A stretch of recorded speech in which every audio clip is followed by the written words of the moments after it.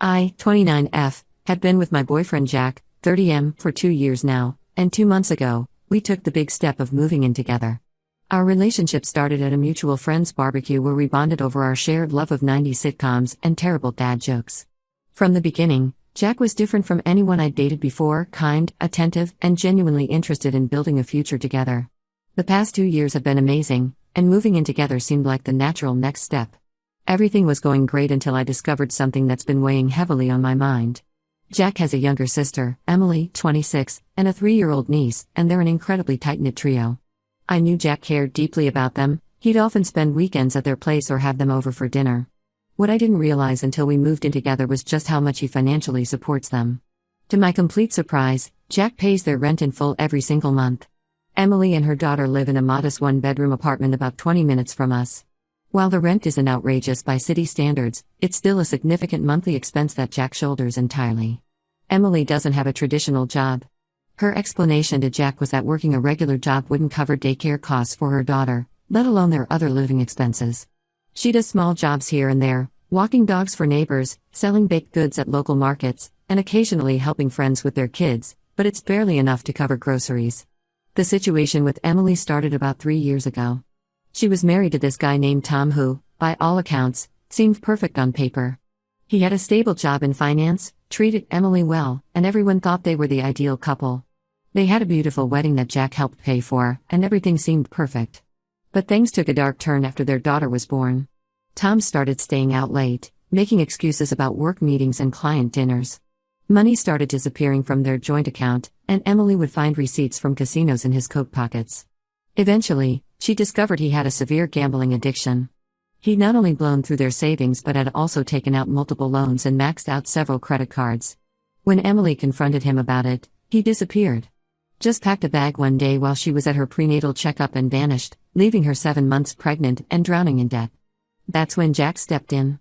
I can understand why. Their backstory makes it even more complicated. Jack and Emily lost their parents in a car accident when Emily was 18 and Jack was 22. They were coming back from Emily's high school graduation when a drunk driver hit them. Jack had just graduated college and was starting his first job as an engineer. Instead of focusing on his career, he had to become both brother and parent to Emily. He helped her through community college, supported her emotionally through the grief, and basically put his life on hold to make sure she was okay. So when Tom abandoned Emily, Jack didn't hesitate to help. It started small, helping with groceries, covering a few bills here and there. But as Emily's pregnancy progressed and the extent of Tom's gambling debts became clear, Jack's financial involvement grew. He started paying their rent, utilities, and even bought all the baby supplies. His plan was to help until Emily got back on her feet, but 3 years later, nothing has changed.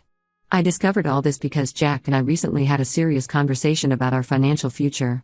We were discussing savings goals and how we'd split expenses, and that's when I learned that Jack has absolutely no savings. Not a penny. This floored me because he's a successful engineer at a good firm, making well above average salary. When I pressed him about it, he finally opened up about just how much he gives to Emily every month.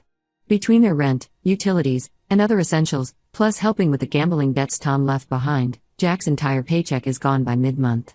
Last week, we were talking about possibly buying a house together in the next year or two. Jack seemed excited about the idea until we started discussing down payments and mortgages. That's when reality hit hard. He can't contribute anything because every spare penny goes to Emily and his niece. When I brought this up, suggesting that maybe Emily could start working towards financial independence, Jack got defensive. He said I couldn't understand because I didn't grow up without parents. He talked about how Emily and his niece are his only family, and he can't abandon them like everyone else has. I tried explaining that supporting family doesn't mean sacrificing your entire future. I suggested that maybe we could help Emily create a plan to become more independent, job training programs, education, or even just a timeline for reducing her dependence on Jack. But he shut down completely. Emily isn't even trying to improve her situation. She posts daily on Instagram about her baking and craft projects, but there's no mention of looking for steady work or trying to build a career. The most frustrating part is that Emily seems to take Jack's support for granted. She'll call him at all hours asking for extra money for things like new clothes for her daughter or supplies for her baking projects. If he hesitates even slightly, she brings up their parents, saying things like Mom and Dad would want you to help us or we're the only family you have left. I love Jack and I admire how much he cares for his family. But I'm worried about our future together. How can we build a life when he's carrying this enormous financial burden? What happens when we want to start our own family? Will Emily's needs always come before ours? Jack is letting his sister take advantage of his guilt and grief over their parents' death, and I don't know how to make him see it without seeming like I'm attacking his only family. Am I being unreasonable here? Should I just accept that this is how things will always be? I want to be understanding, but I also don't want to sign up for a lifetime of being second place to Emily's financial needs. Update 1: Things have gotten significantly more complicated since my last post. After our initial conversation about finances, Jack and I had several more discussions about the situation. I tried approaching the topic differently each time, being as understanding as possible while still expressing my concerns about our future. These conversations usually ended with Jack getting defensive about Emily and me feeling frustrated and unheard. The real problems started last weekend. I was doing some deep cleaning of our apartment while Jack was at Emily's, helping her fix something in her kitchen. While organizing his desk drawers, something he asked me to do weeks ago, I found a stack of papers stuffed in the back. At first, I thought they were just old work documents, but as I started sorting them, my heart sank. They weren't just rent receipts for Emily's apartment, there were credit card statements showing massive debt. Jack hasn't just been supporting Emily with his income, he's been putting thousands of dollars of expenses on credit cards. The statements showed balances on 3 different cards totaling over $25,000. The expenses were a mix of Emily's rent, utility bills, grocery store charges, and various online shopping purchases. Some of the charges were for things like designer children's clothes, toys, and even spa appointments. I felt sick to my stomach. All those times Jack said he couldn't afford to go out to dinner or take a weekend trip with me, he was maxing out credit cards for Emily's lifestyle. When Jack got home that evening, I confronted him about the statements. At first, he was angry that I had found them, accusing me of snooping through his things.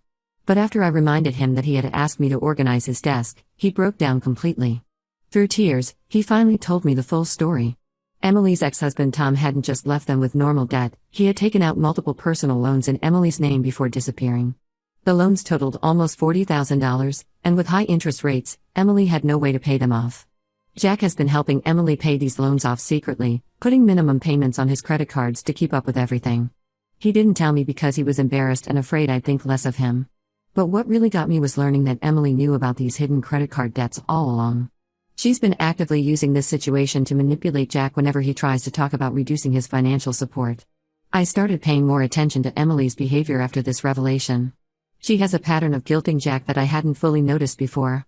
When he mentions being tight on money, she brings up their parents, saying things like Mom and Dad would be so disappointed if you let your niece go hungry, or you're all we have left of our family, who else can we turn to? She knows exactly which emotional buttons to push to keep Jack's support flowing. My curiosity got the better of me, and I started looking more closely at Emily's social media accounts. What I found made my blood boil. While claiming she couldn't afford basic necessities without Jack's help, she's been living quite a comfortable life. In the past 3 months alone, she's taken 2 weekend trips to nearby tourist spots, bought several new outfits, which she proudly displays on Instagram, and even got a new iPhone. Her posts are full of brunches at trendy cafes and shopping halls, all while Jack is drowning in debt to support her basic needs. When I showed Jack the evidence of Emily's spending habits, he was visibly shocked but still made excuses for her.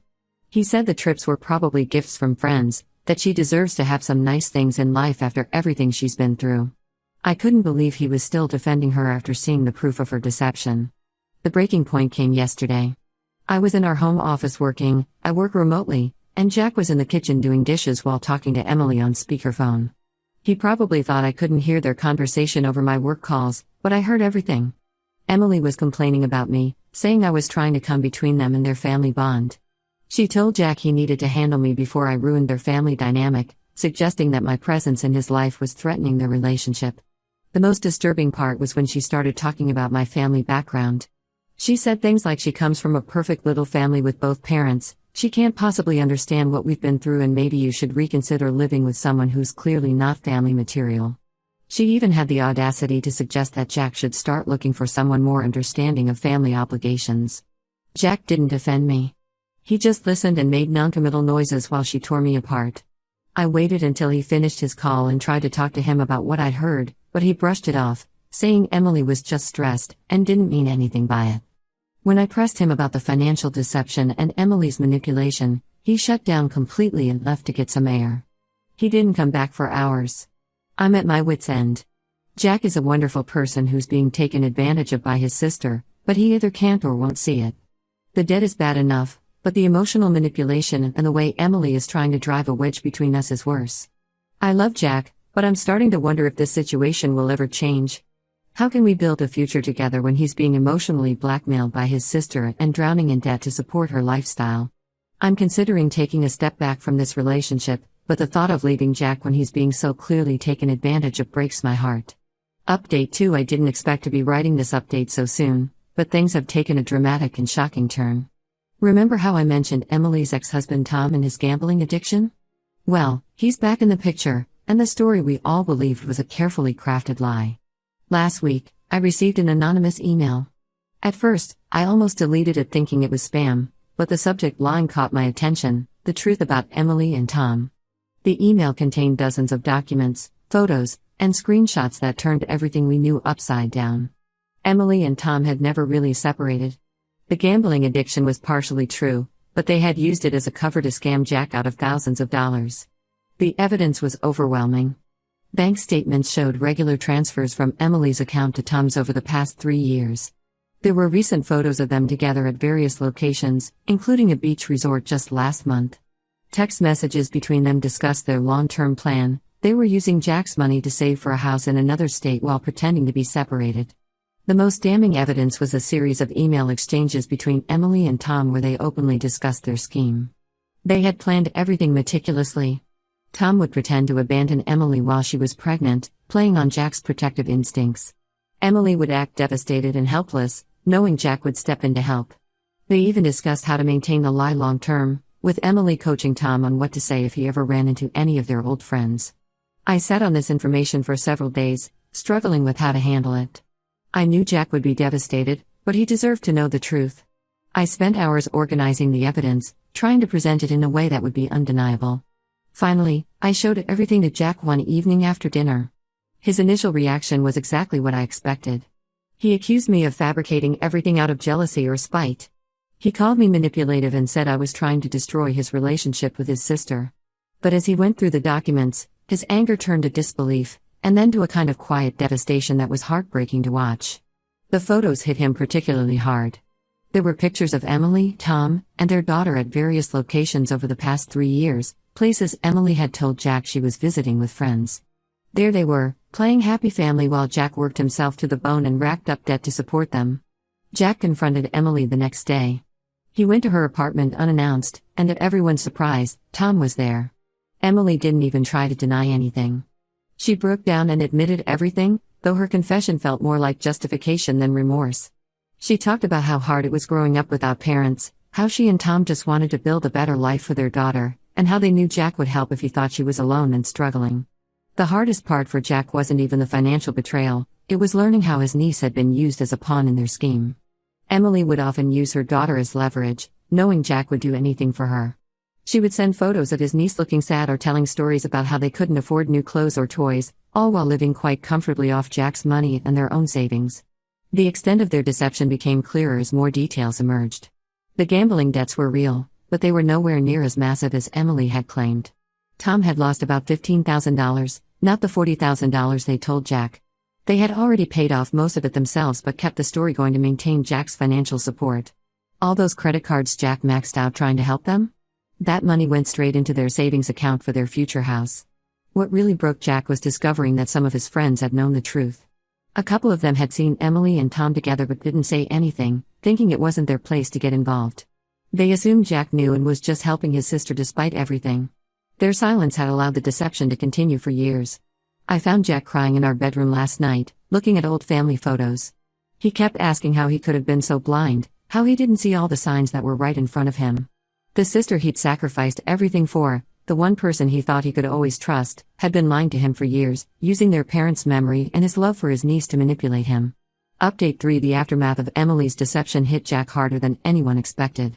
The day after confronting Emily, he cut off all financial support and blocked her number.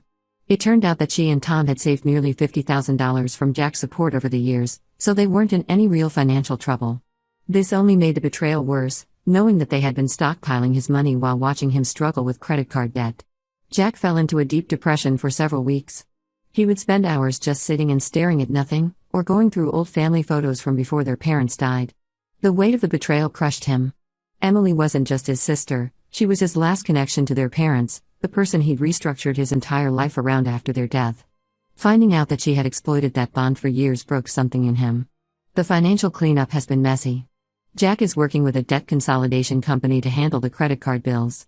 He had to sell his car and pick up extra engineering projects on weekends to start making a dent in the debt. It's going to take years to recover financially, and that's assuming everything goes according to plan. Emily and Tom moved away last month. They bought the house they were saving for in Colorado, using the money they'd accumulated from Jack's support. The real kicker came when Emily posted photos of their new home on social media, calling it their fresh start and talking about how sometimes you have to leave the past behind to move forward. She even had the nerve to post a long message about how family sometimes drifts apart and how people change, painting herself as the victim in the situation. She tried reaching out to Jack several times before they moved. First with text messages full of excuses and half-hearted apologies, then with emotional voicemails about their parents and family bonds. When those didn't work, she sent a letter through one of our mutual friends, trying to explain her side of things. She wrote about feeling lost after their parents' death, about how the plan with Tom started small and spiraled out of control. Jack burned the letter without reading past the first paragraph. Our relationship has changed too. While Jack finally acknowledges that I was right about Emily all along, there's an undercurrent of tension between us now. He's become incredibly wary of trusting anyone, even me sometimes. He questions every financial decision obsessively, afraid of being taken advantage of again. The other day, he got suspicious because I offered to pay for dinner, wondering if I was pitying him or had some hidden agenda. The hardest part is watching him struggle with his relationship with his niece. Emily sends him videos of her occasionally from their new home, and you can see how much it tears him apart. He loves that little girl, but seeing her now only reminds him of how she was used as a tool in their manipulation. Jack and I are still together, but things are different. Our plans for buying a house are on indefinite hold while he works on his debt. He's more cautious now, especially with money, and sometimes I catch him looking at me with this worried expression, like he's waiting for the other shoe to drop. Sometimes I wonder if our relationship can survive the aftermath of all this betrayal and deception. The Jack I fell in love with, the optimistic, trusting, generous man who would do anything for family, is still in there somewhere. But he's buried under layers of hurt and betrayal, and I don't know if he'll ever fully resurface.